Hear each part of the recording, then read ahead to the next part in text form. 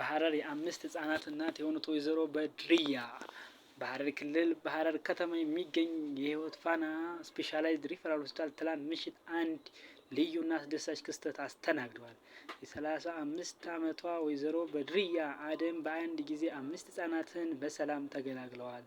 የ12 ዓመት ጥበቃና ያልተጠበቀው በረከት። ወይዘሮ በድርያ በሐረሪ ክልል ሶፊ ወረዳ ግንደ አህመድ በተባለ መንደር ውስጥ ነዋሪ ናቸው። ትዳር መስርተው በቆዩባቸው ያለፉት 12 ዓመታት ውስጥ ልጅ የመውለድ ትልቅ ፍላጎትና ጸሎት የነበራቸው ቢሆንም ሳይሳካላቸው ለረጅም ጊዜ መቆየታቸው ተገልጿል። ይሁንና በትላንትናው ዕለት አምላካቸው የ12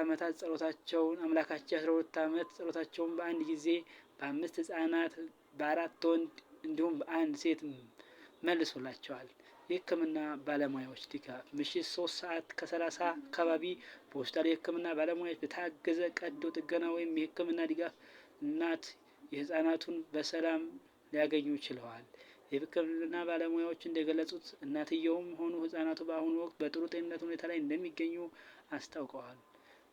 ህጻናቱ 4 ወንድ 1 ሴት ክብደታቸውና የጤና ሁኔታቸው በቅርብ ክትትል እየተደረገላቸው እንደሆነም በአሁኑ ሰዓት በማሞቂያ ክፍል ውስጥ እንደሚገኙ አስታውቀዋል። እናትየውም ካጋጠማቸው የድካም ስሜት በማገገም ላይ መሆናቸው ተረጋግጧል። የደስታ መግለጫ። ይህ ያልተለመደና ድንቅ ክስተት በሆስፒታሉ የስራ ባልደረቦች፣ ቤተሰቦቻቸውና በሐረር ከተማ ነዋሪዎች ዘንድ ከፍተኛ ደስታን ፈጥሯል። የ12 ዓመቱ የልጅ ናፍቆት በዚህ መልኩ በሰላም በመጠናቀቁ እናትየውና ቤተሰቦቻቸው ፈጣሪን እያመሰገኑ ይገኛሉ። ምንጭ የሐረር ህይወት ፋና ሪፈራል ሆስፒታል